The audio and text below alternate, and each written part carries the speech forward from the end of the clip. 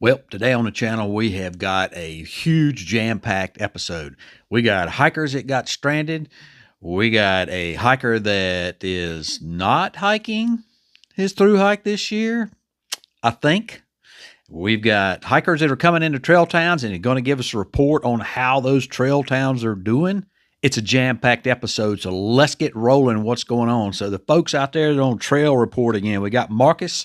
He's one of our international hikers, and he's from Ireland, German, but from Ireland, and he's on trail, and he just made it to Hawk Mountain campsites. So he stayed at the Linfoot Lodge. I've never heard anybody doing that. So he hiked the approach trail, but kind of deviated, stayed at the Linfoot Lodge, which is a off-grid lodge, kind of like the shelters up in White's. The AMC shelters, the AMC huts, kind of like that. But anyway, he stayed there and then he continued on. So he has made it there, and we're going to have a little, I'm going to have a little mea culpa about international hikers in just a minute.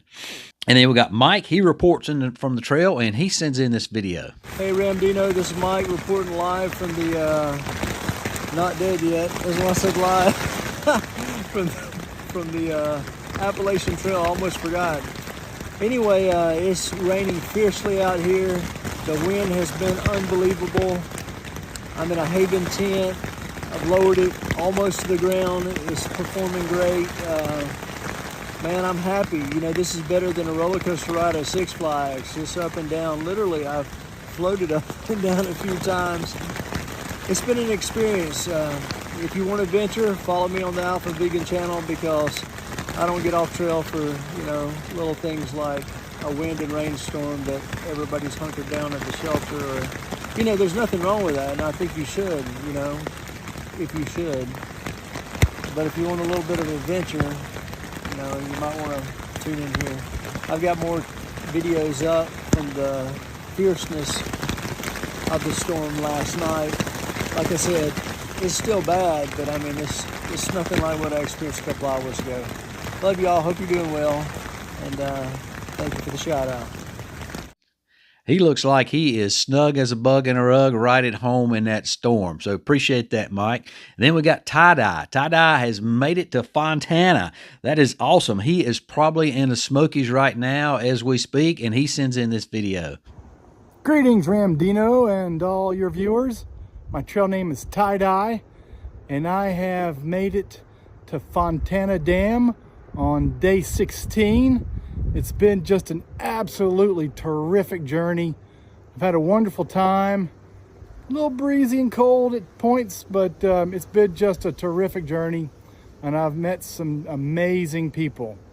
I'm going to take a day or two zero before hitting the Smokies, but here in a couple days, I'll be back at it in the Smokies. Take care. Goodbye. I seriously hope he was not one of those that got stuck up at Newfound Gap. We're going to cover that here in just a minute, too. Uncle Bill and the person that used to be April, they sent in their video. Good morning, everybody. Good morning, Ramdino. Uncle Bill here in April, and one of us got a new trail name. Finally got that trail name after climbing Albert Mountain. Whew. I climbed with Uncle Bill and Wen, and they made me the pace setter. Wen said, your name's going to be pace setter, and I didn't believe it. We got to the shelter at the Grove, and we were all sitting around, and he said it again, and somebody seconded it, so I am pace setter.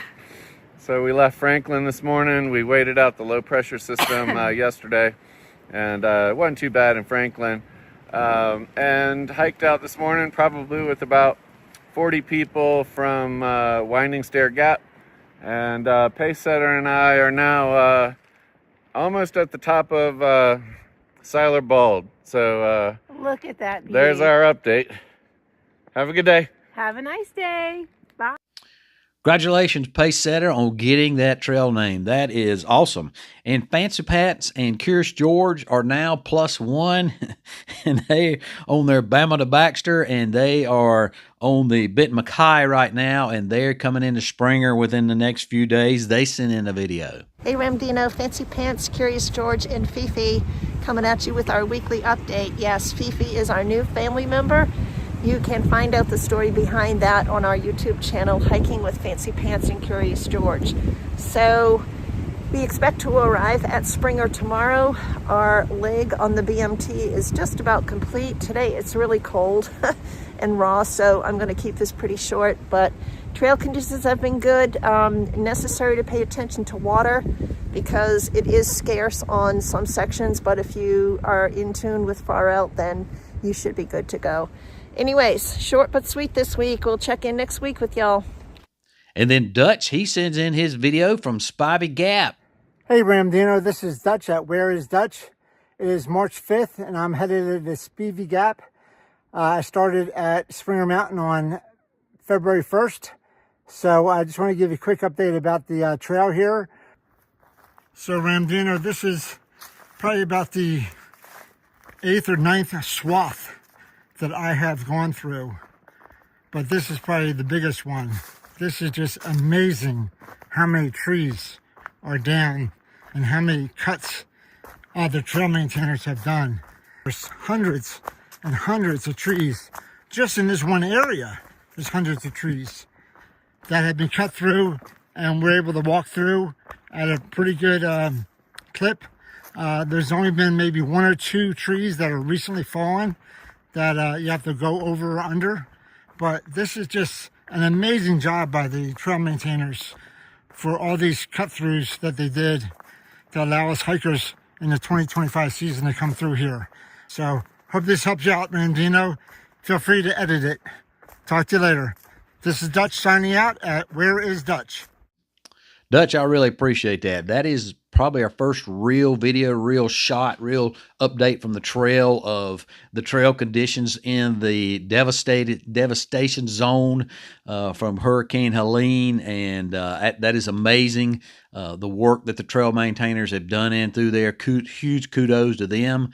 Looks like it's a little narrow gap in there. They may have to come back and open that up a little bit, but anyway, that really gives us a sense of what it looks like. Now, I've been through there, helped the trail maintainers, and went out and then did video from the trail. And you can find those videos down below. But anyway, that really, coming from another hiker, gives us a sense of what's going on out there. And then LT Hikes and his family, they check in from Franklin and send in this update video. Hey Ramdino, LT Hikes and crew here. We're in downtown Franklin. We're at mile marker 124.2, Burningtown Gap. We've been in Franklin for several days. Sarah had a crown fall off, and it took us several days to get in to see a dentist. She got that taken care of today. We're feeling good, and we're anxious to get back on trail tomorrow. We're gonna head into the Lazy Hiker Brewery and have a beer and some pizza. And Blaze One and Denny Moore, they are made it to past Hot Springs, and they are on their way to Irwin. They came through Hot Springs, and they wanted to, before they got there, they obviously came through the Smokies, and they wanted to encourage folks that the conditions were icy. So if it's going to be icy conditions, and this time of year it can be because of the elevation there, that crampons may be, or they call them crampons, but microspikes may be necessary. He said it is deceptionally treacherous. They had a hiker that they were hiking with there, Vegas, and apparently she had an ankle injury due to slipping on the ice, and that has taken her off trail. So you'd rather carry that little extra weight of the microspikes than it take you off trail for good. And that's really probably one of the few spots you're going to need it, is at that elevation through there. But other than that, they said they haven't encountered much ice. It's typically the snow and ice is above the 5,000 foot mark. Other than that, it's just pretty mushy, slushy, and muddy. They did say that they were coming through the Smokies. There's about a dozen or so blowdowns that they had to work their way around. Otherwise, they said after the trail from Davenport Gap to Match Patch was very deep in leaves, so watch out for your ankles. Match Patch was stellar. And we're going to hear a little more from Blaze One on his report when they came through Hot Springs here in just a second. Papa and his family, they have made it through the Smokies and sends in this video. Hey Ramdino, it's Papa here. This is day 5 in the Smokies, hoping to get out today. We left the Tri-Cobb, no something shelter We've had 3 days of severe weather. We've had high winds all 3 days, super cold, and we woke up this morning to about 3 to 4 inches of snow. Micro spikes are highly advisable. And the other issue on trail is we've had for probably the past 14 miles, past 2 days, we've had blowdowns, many blowdowns. Slows us down a lot. Ramdino, thank you for all you do, and we'll catch you on the rebound. Cheers. So here's another video that I gleaned from him, and looks like that they were dealing with some blowdowns there, like Blaze 1 was through the Smokies. So they hadn't got back in there and cleared that out. And so that you got to be careful going through there. That's the last thing you want to do is fall and do something stupid like break a wrist, right? Falling out of a tree. Any case, good luck, Papa, as y'all continue through there. And then Jeff and Mary, they have made it to Maryland. Of course, Jeff and Mary, they are on their flip-flop and made it through Maryland and on their Sobo flip-flop, and they send in this update. Hey Ramdino, Jeff and Mary Anderson. Just want to give you an update on our progress. We finished Maryland on Saturday, walked into Harper's Ferry. Sitting at the Blackburn Trail Center, spent the night here last night. So water in Maryland, the flow is really good. The streams are full and flowing, but the carries are spaced out. From Harper's Ferry to Blackburn, no water. There's a little convenience store in Keys Gap I bought some water at yesterday. Obviously Blackburn has boatloads of water. But water's an issue for us. Thanks.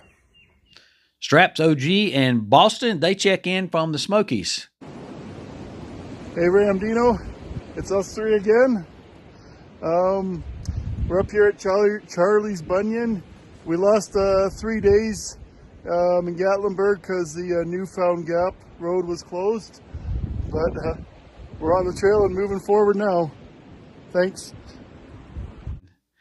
Man, they look like they were really cold up there at Charlie's Bunyan. So appreciate the extra effort of being out in the cold and sending in this video. Straps, that is awesome. Luscious, he checks in, and he is through Damascus, through the Grayson Highlands. He did not send in the video, but he did say he did his first ford when he forded across Lick Creek. Of course, the Lick Creek Bridge has been out for many years now. He did say it's only about 9 inches deep when he went through there, but it was still cold. And he is continuing on north.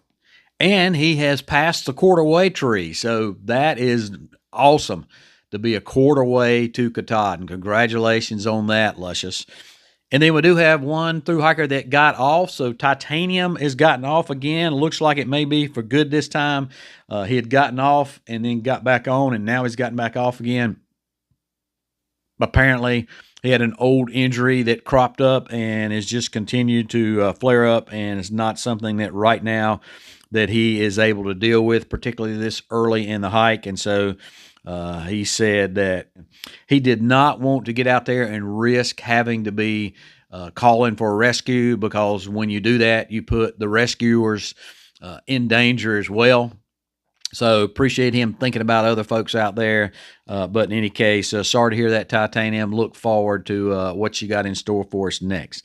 And then I did have an intro. So this is an intro, and I don't normally do intro for people that are not going to hike. I think you'll understand here in just a minute, but he wanted to include his intro video of apparently that he is not going to hike the Appalachian Trail. So go ahead and take it away, John. Hey Ramdino and Ramdino's viewers, my name is John, and this last September, Ramdino and I had the opportunity to meet at Woods Hole Weekend. It was a hiking practicum. In fact, where you see Luscious in these videos that Ramdino is showing on his YouTube channel. And at that time, Ramdino knew that I had attempted twice to walk the Appalachian Trail and had a lot of problems both times. So when he asked me if I would ever walk it again, I said, if I did, I'm not going to tell anyone about it. And so I am here to officially announce that I am not hiking the Appalachian Trail. the last 2 weeks of March, sometime around there. I am not starting out at Amicalola Falls and walking up north to Katahdin, hopefully finishing by October. That's not going to happen. I'm also here to say that this link down below here, you can follow it, but it does not take you to any of my social media. In fact, you can scan this QR code and it will take you to my social media, but I'm not going to check it. I'm not walking the Appalachian Trail. I just put this here so you know it's official. I am not walking the Appalachian Trail in 2025. So take care. Good talking to you. Nice seeing you again, Ramdino. Have a good one, y'all. Bye-bye. So as John said, we met at the Woods Hole weekend where I was an instructor there at the practicum, and really just a mentor. Wouldn't call it instructors or anything like that. We were just mentors and sharing what we know about the trail out there with it. But I got to know John and got to spend some time talking with him. He's a really neat guy, as well as everybody there, but enjoyed some one-on-one time with him, just sitting around drinking some coffee, just talking trail and talking about his life and everything. And so he's a neat guy, and he says he's not hiking the Appalachian Trail. I'm gonna let you be the judge from him, but go and check out that link that he left there for you, and let me know if he is really not hiking the Appalachian Trail. All right, so some starts we got from my support list here that are coming up over the next week. We got Gypsy Girl, Snot Rocket, Nikki, Ben, Kaylin Ryan, Getty, Squaretail, Father Time, Beast, Craig, Arun Baskar, sorry I messed that up, Nathan Nicholson, Moose Liver. This is Moose Liver's 6th time attempting a thru hike, so 6 times a charm, right? Robin and Vago, Josh Keller, Connie Grodecki, Richard Voss, nailed it. Selenium, Greenbrier. Sorry, I messed that one up. Outcast, Catwoman, Jordan Quinn, Juice, Happy Pappy 100. Happy Pappy 100, you may have to change that trail name. That is probably too many syllables. I think you only get 4 syllables for a trail name. So, congratulations all those folks getting ready to get on trail this week. Y'all send me an update, video update, a 30-second update, or a picture. Let me know what your bag tag number is, or the ATC calls it the hang tag. Let me know what that is.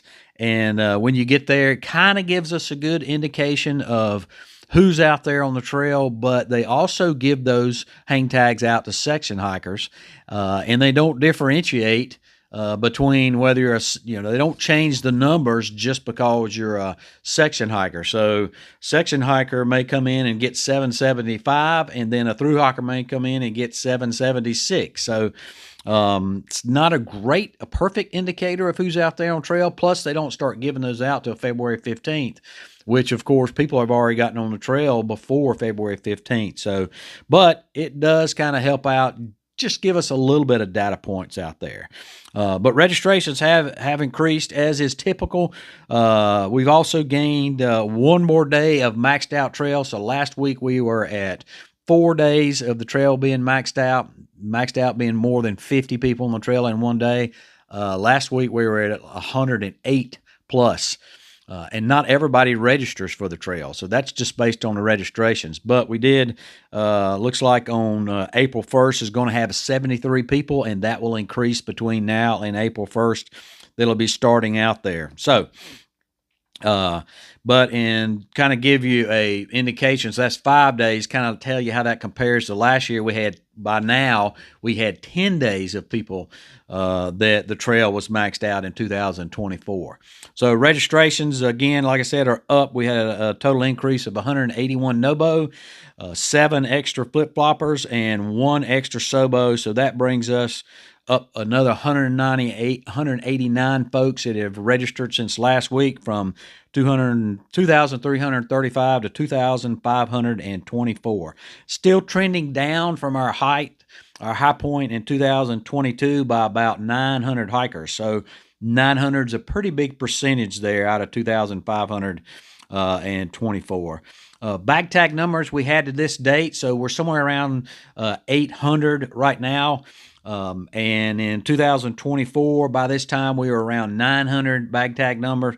And in 2022, we were around 1,152. So all those are pointing to the trail, the amount of people registered, the amount of hikers out there continues to trend down. While we're here, before we get into the news, I want to ask you to subscribe to this channel. Leave a comment down below. Love your comments. Got any questions? Leave those down below as well. Give me a thumbs up. All those help the algorithm send this out to more folks in the hiker community, so more people of interest, so that we can build this channel. And we want to build the channel only because we want to reach more people in the hiker community so that they can come into the community, maybe even because of it, get out there on the trail. So, what's the news we got going on out there? Well, the Carolina Mountain Club says they have embarked on a new adventure. So, CMC, they have deployed 6 bear boxes at 10 shelters, and the remaining shelters are hard to get to. And so, they were basically thinking they were going to have to get to them by helicopter, and that gets to be very expensive, and just the logistics of putting it together can be a pain. So they didn't have those ways to move them up there until Brandon Church with the National Forest Service came along and says, I got a motorized wheelbarrow. And so they had a motorized wheelbarrow, and so that's what they did. They took that 330-pound box up 1.5 miles and up a 500-foot elevation change of a hill to get us to its spot 100 yards from the shelter. So just another way the National Forest Service and the trail maintainers work in conjunction with each other. You've probably heard that name, Brandon Church, before. Brandon has been instrumental in getting out there and punching through and sawing a ton of wood out there, a ton of these horizontal trees to get people, get the trail opened up. So appreciate that, Brandon. Appreciate you coming forward and offering that. The timber harvest, it looks like it is going to happen. They do have a buyer harvester for the first 22,000 tons of a parcel that's closer to Iron Mountain. I don't think it's up there at Iron Mountain Gap, but it's closer to a town called Bulladine. I think I pronounced that right. So maybe there is hope that they're going to come in there and harvest that at Iron Mountain Gap. I don't think that's part of it. But the likelihood that salvage operation is going to go off in a time frame that's going to affect no-bow thru hikers coming through there is probably pretty slim. Now, it may affect flip-floppers and it may affect Sobo coming through there, but I don't think it's going to affect no-bow. I'll keep you posted as I get more information from the trail maintainers up there. And then Mountain Crossers Outfitter, they had suffered some damage up there at Neal Gap, had a tree go through up there. So I think they're still in operations, to my knowledge. Don't know if they've curtailed any of those operations or not. So if anybody knows there that has gone through there recently, let me know that, please. Last week, you might recall we had the discussion about, Luscious did the aqua blaze around the section there that had been so devastated, but was open from Wilbur Dam Road up to Damascus. And so he took the aqua blaze there that Boots Hostel has set up by paddling in a kayak, or I don't know if it's a kayak or canoe. I think it's a kayak, it looked like. But he took that across Watauga Lake. And then when it gets to the other side of the lake, they pick them, Boots Off picks them up at a marina, and then yellow blazes them via shuttle to the Tennessee 91, which is up at Shady Valley. And from there, then they hike on into Damascus. So that gets them around that section there through the Big Laurel Branch Wilderness that has not been cut yet. Now, it hadn't been cut yet. They're working on it, but Saws is a group that only works in the wilderness area there, and they only use crosscut saws and other hand tools, loppers and stuff. They do not use any chainsaws. And so it's taken a long time to get through there, obviously, with manual crosscut saws, and so they haven't done that yet. So what they've put together, Boots Off Hostels put together, gets you around that. Of course, there's a fee to do that. But obviously that's expected to do that, and we need to be paying these people that are shuttle drivers and hostel owners and people like that, particularly in the area that's been devastated up there, because they lost all of their Sobo revenue coming in, and probably some more of that. So But I say all that to say what we were talking about during there was, does that count if you want to get your 2,000 miler certificate from the ATC? And we were also lumping in with that the detour there, where the ATC set up a detour, a road walk basically, where the Chatoa Bridge got washed out.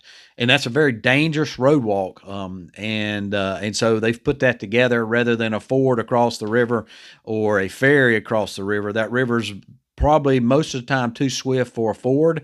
Some people may do that, but you could do a ferry there, but that's not what they've put in place. They've put in place as the official route is the road walk on that dangerous road walk. And so I was concerned, one, about both those situations. If somebody does not want to take the dangerous road walk, they want to shuttle around there at Uncle Johnny's, who's supplying shuttles there for a fee to get around, then was that going to count for your 2,000 miler certificate? Now, I know a lot of people out there don't care about a piece of paper, don't care about a patch or any of that, and that's fine. Hike your own hike. But there are some people that want that, and that's fine too. And so, but my question was, and my concern was, will the ATC say, no, you didn't take the route? No, you didn't walk that route there, even through the devastation area, because that area on ATC's map that shows the open areas, it shows it being open. So my concern was that they were not going to do that. So I sent in a note to Caitlin. Caitlin's the information person there, always does a great job of getting me information in a timely fashion. And so she indicated that yes, you would still be eligible for your 2,000 miler certificate because with the ATC, because hiker safety comes first. And so that getting around that area there at the Chatoa Bridge is probably the most dangerous part of the trail right now, and maybe of the whole trail. And she said, nope, they can catch a shuttle around that, Yellow Blaze on a shuttle. And the same way up at coming out of getting around Watauga, the Aqua Blaze area around Watauga Lake, you can take that Aqua Blaze and then take the Yellow Blaze shuttle, or shuttle completely around that without doing the Aqua Blaze up to Tennessee 91. So all of those will count. The main thing she stressed is that hikers need to be safe out there, and this is one thing that would be a safe thing to do. She went further to say that it's important that hikers know that open sections are only punched through, which means the footpath itself is passable, but repair work is still needed, and in some places there are walls of downed trees on each side of the trail. So hikers should be prepared for this. It's going to be difficult to find stealth campsites which haven't been cleared, and it's maybe difficult to find water sources in there. So she indicated it's best to slack pack through those sections. And after my question, she also indicated that she would go to their Hiking in Helene page and update that to reflect all this. And so I went back, checked, and she did. So thanks a lot, Caitlin, for answering my question. Thanks a lot for updating the page and clearing that up for other people that, may not be so fortunate as to tune into this channel, right? So what about the stranded hikers up there? So we did have some hikers that got stranded up on the AT there at Newfound Gap in the Smokies. So they closed down 441, which is the only road that goes through all the way through the Smokies from Cherokee to Gatlinburg. And it'll get shut down due to snow, ice, high winds. And so it got shut down to snow. And so they were getting people at Newfound Gap back into Gatlinburg that didn't have the supply. Now, I have known people that have got up there and spent numerous days in the shelter. I mean, in the privy or in the bathroom that's up there. So that is not a good place to camp out, in the bathroom. And so when you're coming through there, you're coming through the Smokies, you need to plan ahead for that. So you need to look at what the weather's going to do, if there's going to be any precipitation at all, frozen precipitation, high winds. You need to take enough food with you to get all the way through. If you're not going to take enough food to get all the way through, there is a good chance you may get to Newfound Gap, the place is shut down, and you got to hike 15 miles into Gatlinburg. That is not a fun hike. So here comes my international hiker mea culpa. So last week I indicated that Marcus was our first international hiker that we had as part of our support list, that's on our support list. And some people came back and said, no, Ramdino, you're an idiot. Canadian Bacon is from Canada, so that makes her an international hiker. So I'm going to say, I'm sorry. You're correct. I guess that's an international hiker. It is across borders, so that makes it an international hiker. I just don't think of the Canadians as being international to me. They're our neighbors. They are a different country than us. They are a sovereign nation.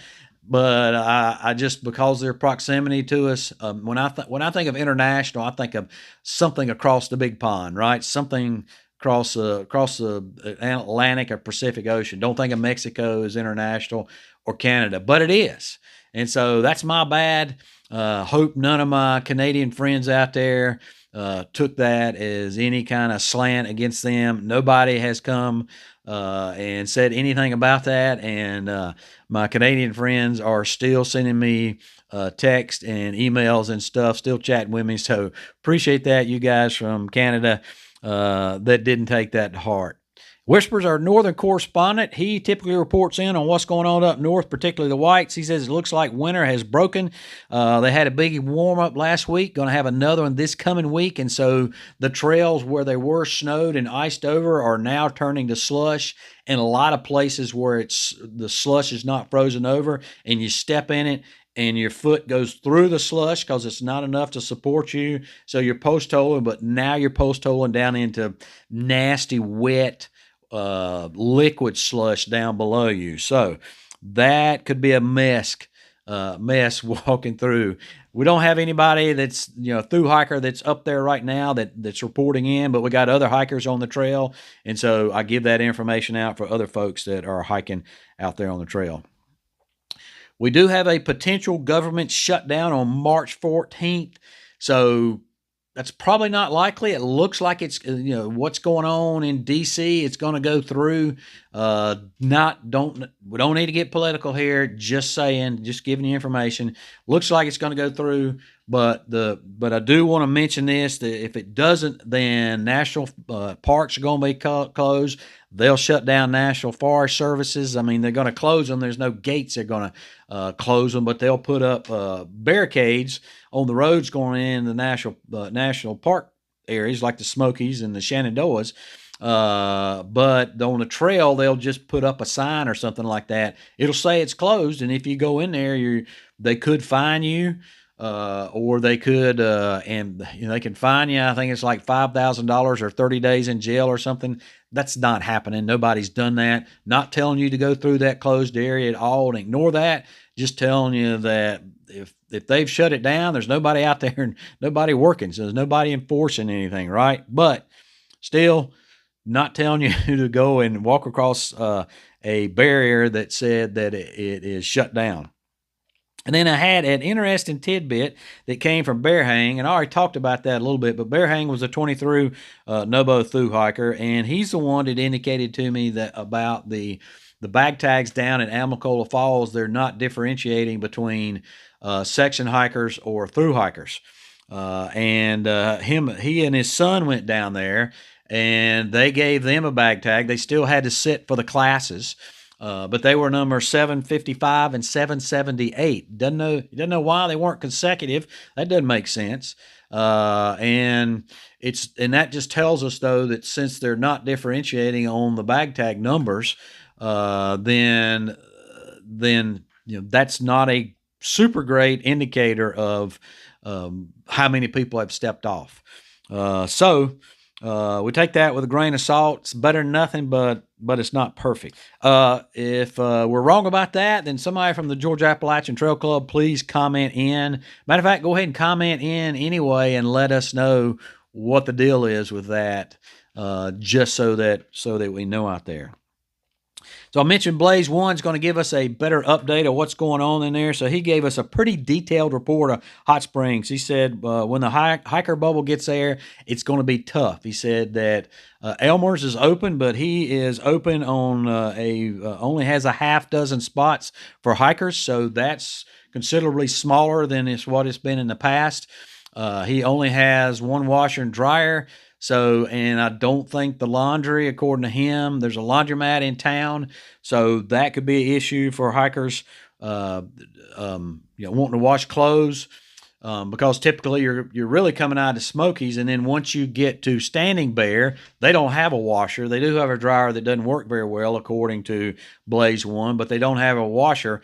They just got a scrub board, and you wash your clothes in a sink. He says he don't even know how to do that.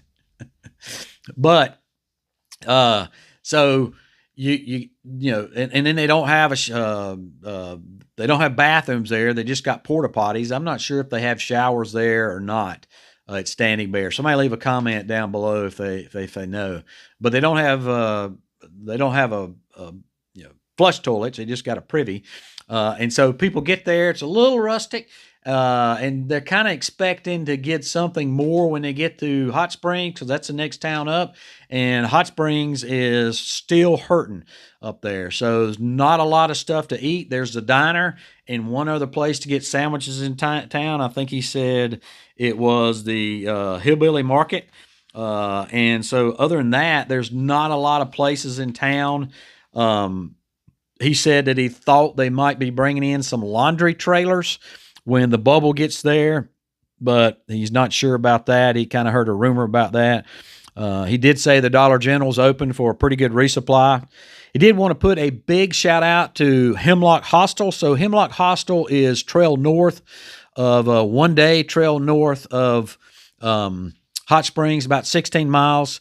And they are a hostel. They're not a new hostel, but they've changed ownership quite a bit. And they're not right on the trail. They're like a 1/10 or 2/10 of a mile off the trail. But when you go past the Cookie Lady's house, that's where the jump off the trail to go to Hemlock Hostel. And the Cookie Lady, if you see her, she'll actually call Hemlock Hostel to come and pick you up if you don't want to walk that 2/10 of a mile. But it's not a bad walk. I've done it myself before. And so it's open, and they've got showers and washers and dryers and resupply and all that stuff there. They've got great pancakes, he said, in the morning.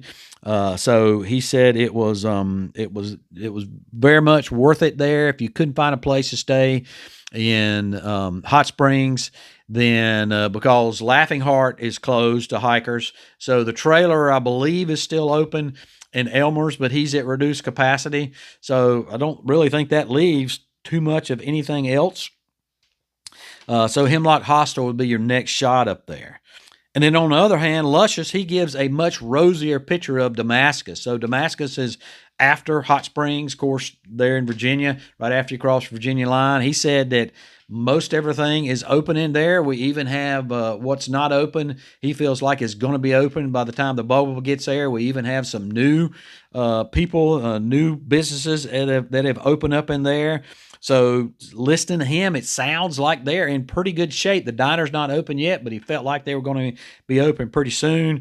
And he said that, they're ready for hikers, particularly since the Creeper Trail, their section that comes into town there, is closed.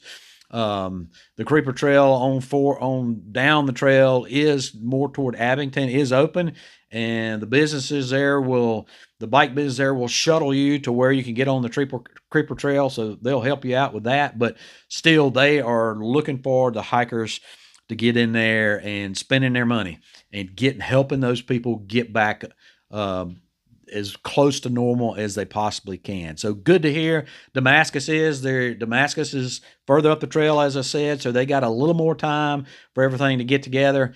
Hopefully Hot Springs will continue to improve. I know the pizza parlor there, Vinyl Pies, is not open yet, but they are trying their best to get it open and working really hard.